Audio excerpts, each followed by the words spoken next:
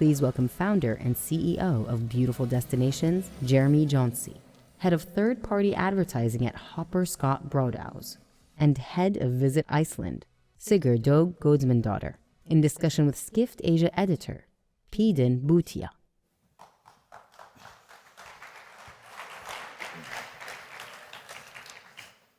Welcome once again. It's very reassuring to see a post-lunch session with so many people in there. And while we talk about how we can entice and engage young travelers, we'll also do our best to entice and engage you from the trappings of a siesta.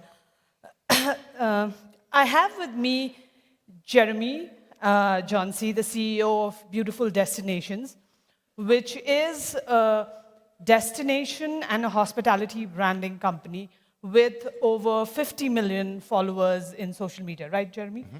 And of course, Scott Brodows, who is the head of third-party advertising at Hopper.com.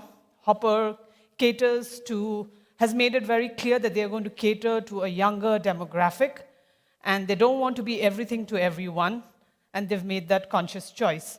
We also have Sigríður joining with us. She's the head of Visit Iceland, and of course, for most of us, we know Visit Iceland has been doing a lot, the Let It Out campaign, and there are so many other campaigns that they have been working on, the Iceland verse.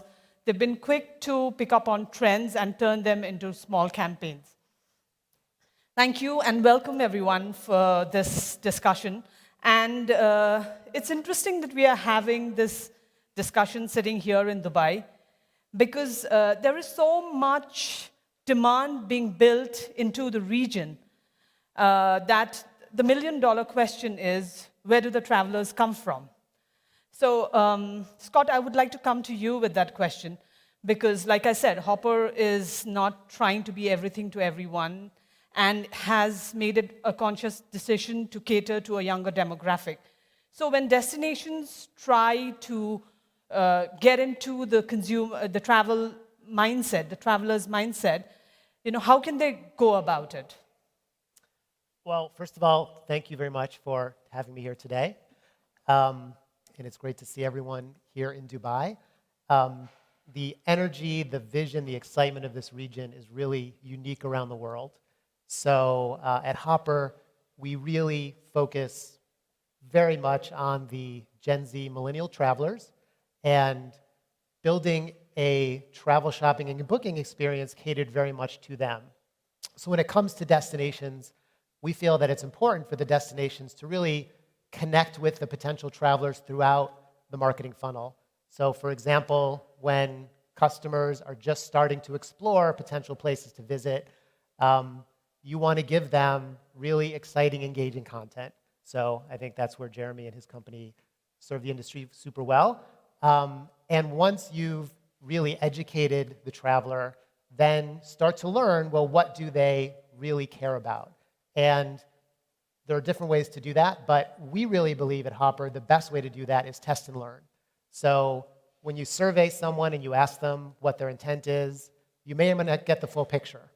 A lot of times people themselves don't know what's out there and available to them. So we really believe it's important to try different types of techniques, use different types of content, and just rigorously A/B test what works with different segments. So we, for example, have different levels of engagement available through different products that we offer, and then super important as well to kind of see what comes out of the bottom line. So what are the quality of the bookings you're getting, and then what are those people doing once they reach your destination, and how can you sort of give them encouragement and more enticement to come back. So I know we're going to talk later about social commerce, which is super exciting to us and is just a very different new way for customers and a lot of companies to engage with travelers.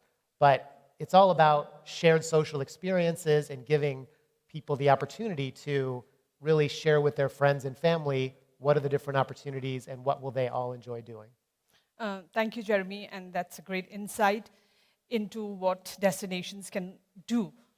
Siga, I would like to come to you since there has been if we talk about Iceland verse, or we talk about the Let It Out campaign. In fact, I think we have a video of the Let It Out campaign. Can we just play that?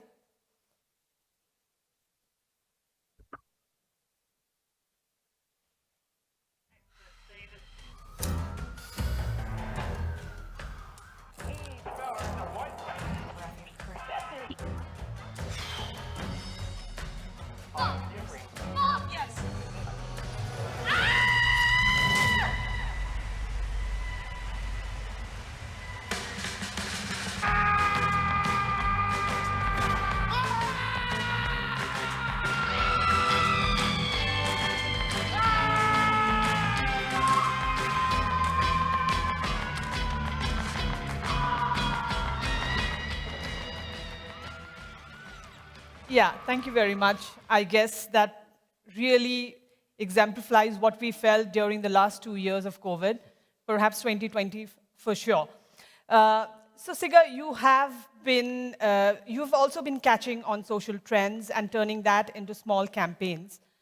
So while you are doing all this social listening, how hard is it? I mean, does it constantly keep you on your toes to increase engagement? First of all, thank you very much for having me. It's an honor to be with you and share some insights from Iceland. We are, of course, a really small destination. There's only 370,000 of us living here. So we have a comparably small budget when we are looking at our competitors. So we really need to think outside of the box. We need to be creative with the ideas that we are able to generate, are able to execute, and how to reach our target audience. We have a very specific target audience for Iceland, which relates to us wanting to introduce Iceland as a year-round destination, increase sustainability in Iceland, encourage people to travel all around the country. So we try to make sure that we are addressing our policy for the destination and cater the message to our target group. And we work very closely with creative agency SSK in the US and MSC Saatchi and production company Peel in Iceland. And we have a very strong and collaboration that's built on trust. And that has allowed us to create campaigns and get very quickly to ideas that are trending. For example, the Iceland verse campaign that you referenced, we created that a week after Mark Zuckerberg introduced the metaverse. Yes. And we decided we wanted to poke a little fun of that and introduce Iceland as a real enhanced country that you could visit and experience without silly looking headset and goggles. And we launched that a week after metaverse was launched. Mm-hmm. Jeremy, we've heard the destination point of view. And now, as millennials, or at least those with a millennial mindset, as they fuel the growth of travel companies, especially the younger ones, the travel startups, I mean, could you tell us that what is it that these travelers are looking for, and what motivates them to travel? Yes, of course. So I think the starting point, and probably the most interesting thing to be aware of, is the beginning of their traveller journey. So World Travel and Tourism Council last year published a report saying that 90% of millennial travellers will book travel based on content that they see on social media. And I think it was maybe a couple of months back where one of the leading executives at Google at a Fortune conference shared that the data they were seeing showed that as much as 40% of younger travellers were actually not using Google Maps or Google Search at all in their discovery process. They were going to TikTok and they were going to Instagram Reels, and they were using products which at their core tell you the story of whatever it is your travel experience is or your food experience is through short form vertical video. And I think that is probably the biggest shift that we've seen in consumer behavior that's been accelerated by the pandemic, understanding that consumers start their interaction with you, whether you are the CMO of a tourism board, of a hotel, of an airline, of a tour operator, whatever part of the travel industry that you're in, recognizing that your customer now comes to you more than likely from a social channel and more than likely from a short form vertical video. it opens up a world of possibilities when you think about the way that you can create content. So we've been very fortunate that tourism boards like Iceland will step up and put content out that's topical and quick. If you expand that thinking out into what's actually happening in day-to-day world today, we are doing that every single day. And by we, I mean us all as consumers, sharing travel content every single day that is inspiring people to get out into the world and explore. And if you understand now that these travelers they're going to apps that you don't think of as the origination of travel, and they're just scrolling through and watching short-form vertical video. The enormous opportunity that sits there for us is to embrace that more and start doing more with that to market our destinations and our hotels and our experiences. Okay, so we've spoken about the fact that, how destinations are putting themselves out there with short-form videos. Scott, I would like to understand from you, earlier in the day, Rob Torres spoke about the fact that how they have this deep in the funnel transaction data, which Google doesn't have. So during the entire travel, shopping, and booking process, is there a way for, destinations to figure out, if they put up a video on Hopper, is there a way for them to figure out how that translates into bookings? Yes, absolutely. And it is important for destinations and really all travel marketers to remember you should have objectives across all layers of the marketing funnel. So yes, the bookings are super important, but in many ways, it's really important to just grow awareness and educate people as to what your destination has to offer and how you are different. We've heard a lot, I think, at this conference about connecting with your customer, and you really need to do that starting at the very top of the funnel, because if they're not connected to you and they don't understand your product, you're not going to get the booking. So I think it's somewhat of a fallacy to say all that matters is the number of transactions that you spit out at the bottom of the funnel. So you should be looking at how many people are seeing your content and how are they engaging with that content at the top of the funnel, and are you reaching the right customers with travel intent, or is it just some kind of very broad general audience who, frankly, is not your target? And then how are they engaging with your content along the way? So how long are they staying on your video? Are they scrolling through your site? Are they favoriting your posted content? And then, sure, at the booking level, absolutely, we can give you any information you'd like, for example, on transactions that happen on our platform, with specific demographic information, traveler behavior. We absolutely can produce all that as part of the important takeaway. And that is important for destinations as well, I should say. I'm not trying to minimize that importance, because historically, it's been hard as a DMO when you spend your money on marketing your destination if you don't actually see the transaction, because it's going to, say, a hotel reservation platform or an airline platform. You may not know what you've delivered. So yes, we believe it's super important to provide that information as well. And it's not just the raw booking numbers, it's what's your share of bookings within the platform, and how has that been changing relative to your campaigns that you're running. So it's sort of that full picture that's important, all the way through the funnel, and looking at the right metrics all along the way. Mm-hmm. Sigga, you have been churning out a lot of content, based on social trends. So are you concerned about the return that you're getting out of these campaigns? Or is it just about putting content out there so that people get talking about the destination and you popularize the destination through word-of-mouth marketing?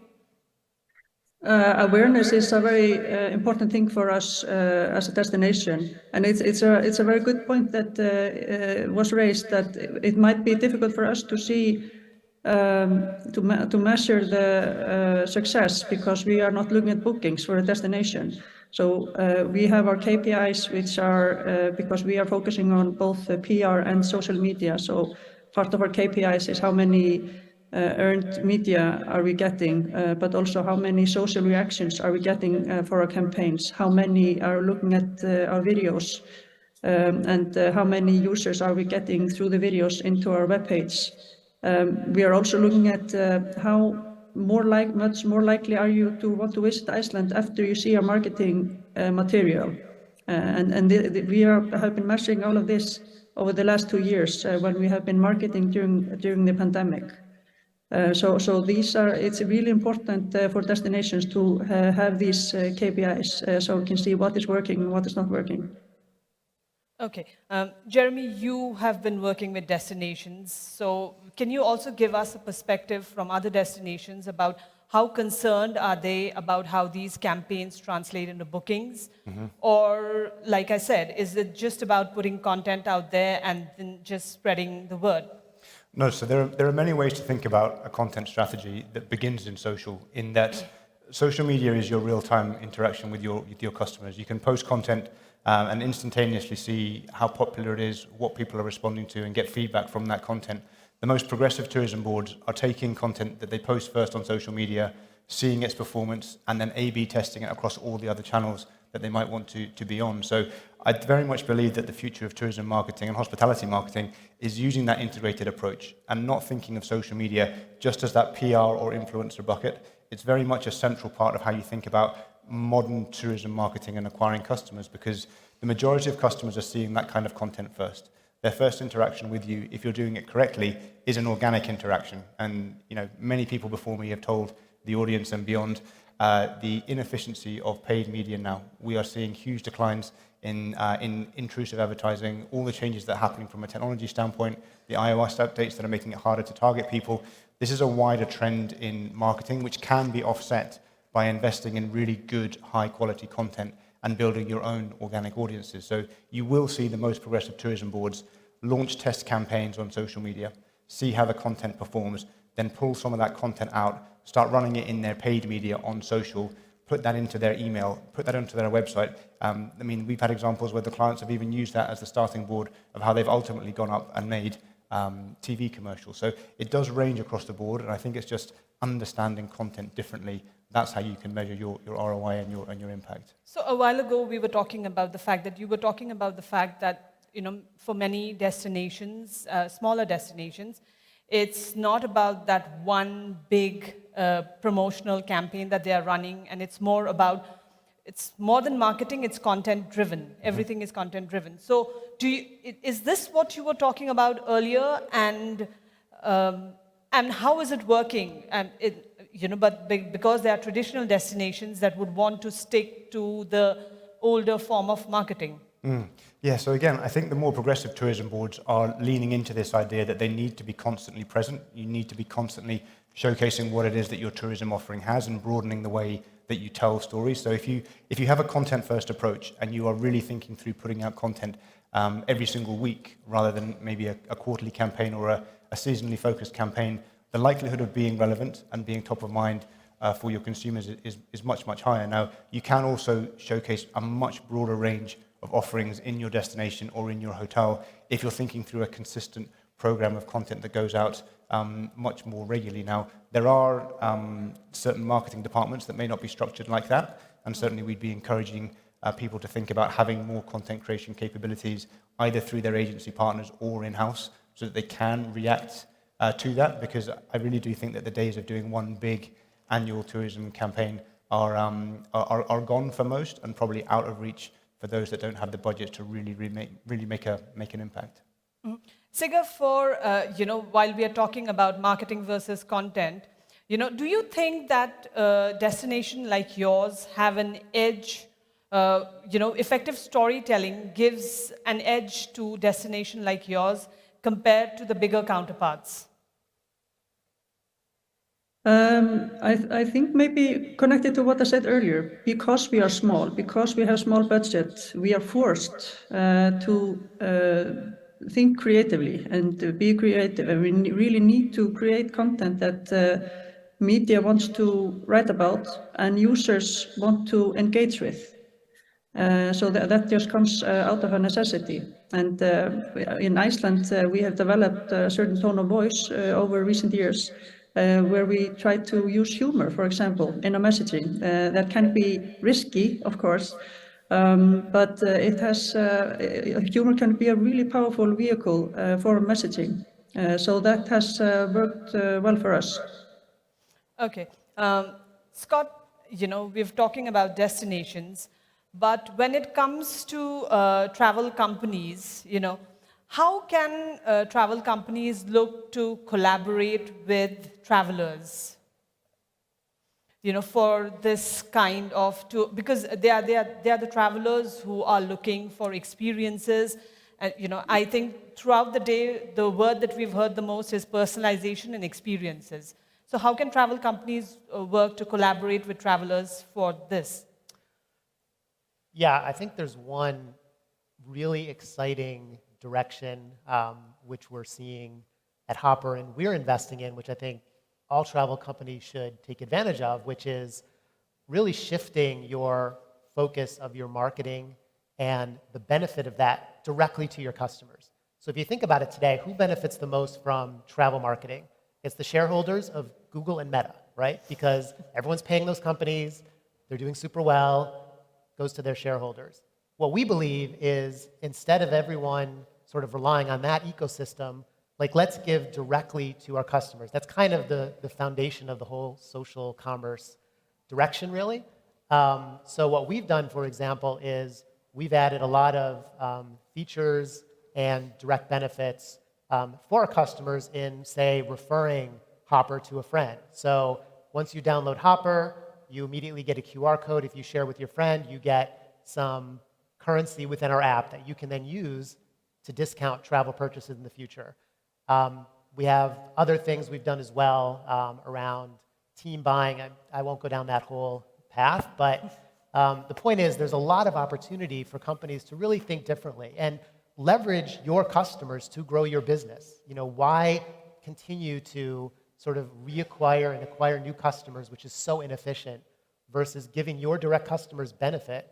And by doing that as well, you'll learn more from them on how they think about you, right? If your customers are not referring your company to others, then there's a reason.